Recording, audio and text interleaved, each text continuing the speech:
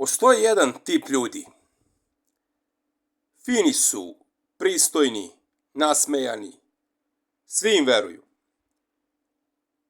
A ne bi trebalo da im verujemo. Niko od nas im ne treba olako poklanjati poverenje, bar ne bezuslovno. Da, naravno, mislim na lekare, svakako. Mnogi u toj profesiji su serijske ubice, masovne ubice. Biću vrlo detaljan u ovom klipu o jednom od njih. Idemo na video.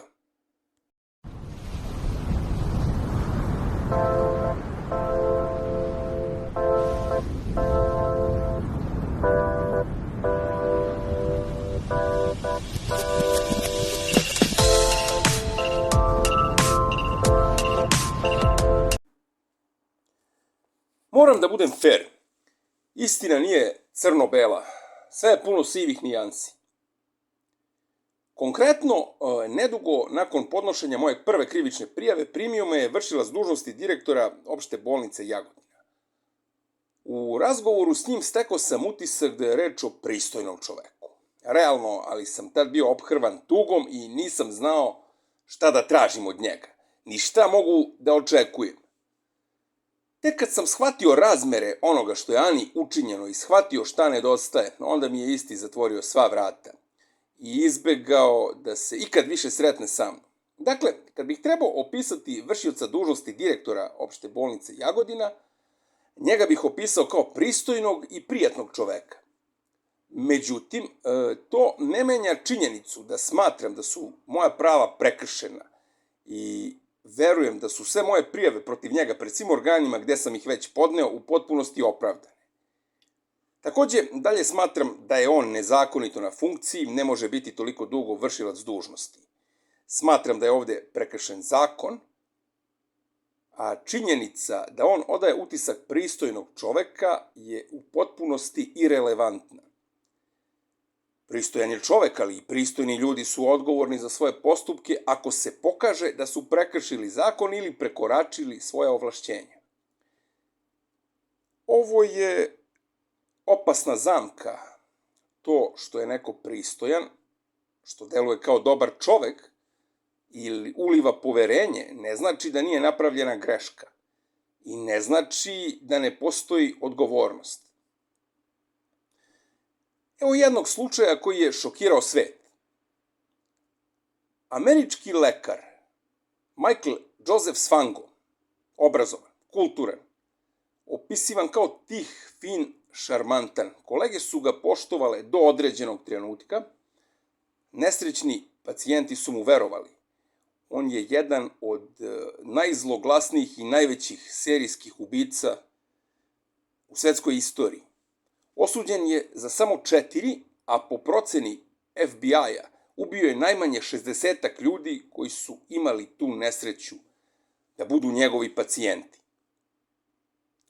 Gledajući davno dokumentarac o njemu, pamtim detalj intervjua koji je dao šerif jednog lokalnog mesta. Saslušavao ga je po prijavi, veteran, policijski veteran. Po sopstvenoj priči hapsio je okorele zločince tokom karijere, pripadnike meksičkih narkokartela, na primjer. Dakle, imao je bogatog policijskog iskustva. Kaže, niko me nije preveslao kao on.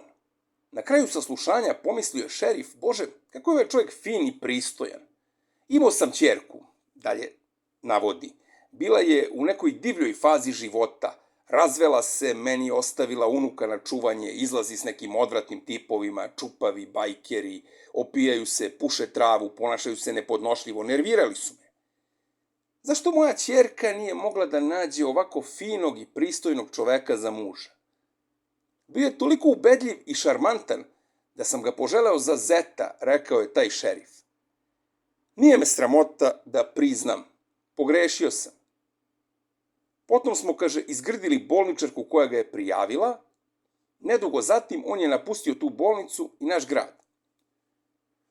Dakle, lako je bilo šerifu da prepoznaje ružne, tetovirane i nasilne Meksikance, pripadnike narkokartela, koji ni ne skrivaju šta su, Ali je problem bio poverovati da jedan ovakav čovek može biti serijski ubica, zlikovac bez milosti, fin, tih, pristojan.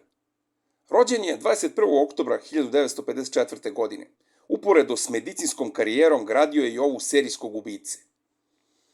Zna se da je počeo s trovanjem saradnika. 1984. godine ga hapse zbog trovanja kolega. Godinu dana kasnije, 1985. ga osuđuju na 5 godina zatvora. 1989. godine već je na slobodi. Nastavlja medicinsku praksu i naravno ređa ubistva i dalje. Upamtite ovo. Zlo ne dolazi uvek u obliku koji očekujemo. Ne izgleda uvek opasno. Ne ponaša se kao kriminalac. Ponekad je nasmejano, pristojno i uliva poverenje. I zato je važno da napravimo jasnu razliku. Pristojnost ne sme da bude štit od odgovornosti. Sistem koji se oslanja na utisak, a ne na činjenice, nije sistem koji štiti ljude. Nedavno sam pričao s načelnikom lokalne ortopedije. Moram reći, nisam ga dotad poznavao. Stvarno je reč o pristojnom čoveku. Nije floskula. Pristojan čovek realno. Pokolebale su me neke stvari koje je rekao. Slično sam čuo od nekih medicinskih veštaka, ali imam više različitih mišljenja, moram čuti još neka i sačekati izveštaj spoljnih nadzornika Ministarstva zdravlja vezano za slučaj moje Ane. Međutim, pristojnost nikoga ne oslobađa eventualne odgovornosti. Ja nisam zadovoljan s provedenom unutrašnjom kontrolom lokalne bolnice i doma zdravlja i preduzeću adekvatne pravne radnje u tom pravcu, zahtevaću da svaki vid nepravilnosti bude sankcionisan. Da se vratimo na Svanga, pristojnog čoveka, serijskog ubicu. U međuvremenu, Joseph Michael Svango je falsifikovao mnogobrojne dokumenta, menjao je ime, izvodio je razna čuda kako bi mogao da nastavi s medicinom i ubijanjem. A bolnice, i kad posumnjaju na njega, u cilju izbegavanja skandala, diskretno su ga otpuštale. Izbegavali su detaljne nadzore i istrage kako se ne bi pročulo. Mislili su na dobar glas, a ne na pacijente. Čak i u Sjedinjenim Američkim Državama nisu mislili na pacijente, već su štitili svoje ustanove. Konačno ga majka jednog njegovog preminulog prijatelja prijavljuje i ukazuje FBI-u na sve što zna o njemu. Pokreće se ozbiljna istraga, ali Svango napušta Sjedinjene Države i odlazi u Zimbabve, gdje radi kao lekar, naravno. I šta se dešava u Africi? Pacijenti koji su u kontaktu s njim pod neobjašnjivim okolnostima umiru jedan za drugim. Kad se vratim na slučaj moje tragično i iznenada preminule supruge, zapitam se, da li lekari koji su učestvovali u njenom lečenju misle da su u porodicama imbecili? Skandalozni su svi njihovi izveštaji koji su u direktnoj suprotnosti jedan s drugim. Od hitne pomoći, pa interniste, neurologa, čak i u delu s vremenom. U normalnoj zemlji, to je za zatvor, lagano. Ali ovo odavno nije normalna zemlja. Ovo je Srbija. I mi ovde tonemo u haos. Svango. Konačno, njegova nepočinstva primećuju i u Zimbabveu. Suspenduju ga, ali zbog neadekvatnih obdukcija nisu mogli izvući čvrste zaključke. On pokušava da se zaposli na drugom mestu, zatvaraju mu sva vrata i tamo. Pokušao je da otruje svoju stanodavku i to ga je skupo koštalo. Uzorkom njene kose, testirane u Južnoafričkoj republici, to utvrđuju pokušaj trovanja i kreću na njega. On umeđu vremenu napušta Zimbabve, biva osuđen u odsustvu tamo, radi u Namibiji, prijavljuje se za posao lekara u Saudijskoj Arabiji, hapse ga konačno u Čikagu tokom presedanja prilikom leta za Saudijsku Arabiju i to DEA, kako već, zbog onoga što su mu decidirano mogli dokazati da je prepisivao narkotike pacijentima nepotrebno. Osuđen je minimalno za prevare, falsifikovanja i te narkotike nekih oko 3 godine. Tužioci su znali da imaju posla s serijskim ubicom, ali su čak i tamo u Sjedinjenim Američkim Državama bili svesni da će to teško dokazati van razumne sumnje. Ipak odlučuju se za ekshumaciju nekoliko njegovih pacijenata, njih 3, optužuju ga i da je lagao jednoj pacijentkinji po imenu Cynthia N. McGee, koji je zaustavio rad srca injekcijom kalijuma, pregledavali su dosijeja, gradili su slučaj, imali su oko 3 godine za to, dok ne izađe ponovo iz zatvora i ne nastavi sa ubijanjem. A sad bih se vratio načas na ono što je za mene lično najteže. Lekar na čijem je stolu Ana preminula. Znamo se, nije neko nepoznat, lekar specijalista urgentne medicine. I da budem potpuno iskren, teško ćete naći pristojnijeg čoveka od njega. Smiren, kulturan, fin u komunikaciji.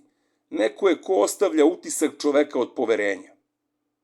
I ovo je teško, znate, ne govorimo o lošem čoveku, ali i pristojni ljudi prave greške i dolazi i došlo je do smrtnog ishoda. On nije ni najmanje nevin u Aninom slučaju, kriv je, najmanje zbog toga što nije sprovedena obdukcija. Ne postoji jasan uzrok smrti. Postoje neslaganje u medicinskoj dokumentaciji, njegovoj pisanoj i onoj iz Republičkog fonda zdravstvenog osiguranja koja sadrže lekova i sredstva, koje je razdužio.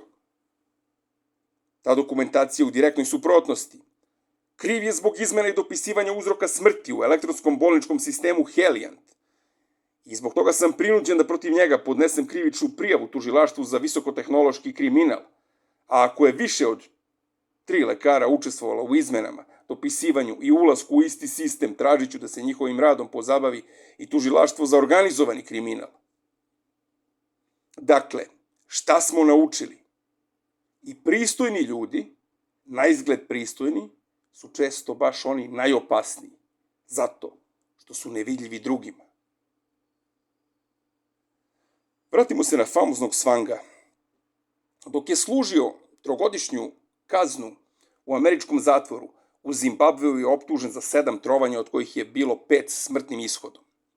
Nedelju dana pre puštanja pokrenut je postupak protiv njega i na domaćem terenu. Posetili su ga agenti FBI-a i istakli su mu da se može nagoditi s tužilaštvom kako bi izbegao smrtnu kaznu i to je najbolje što može dobiti. U suprotnom, prilikom puštanja će biti uhapšen i isporučen direktno u Zimbabve, gde ga čeka smrtna kazna vešanjem.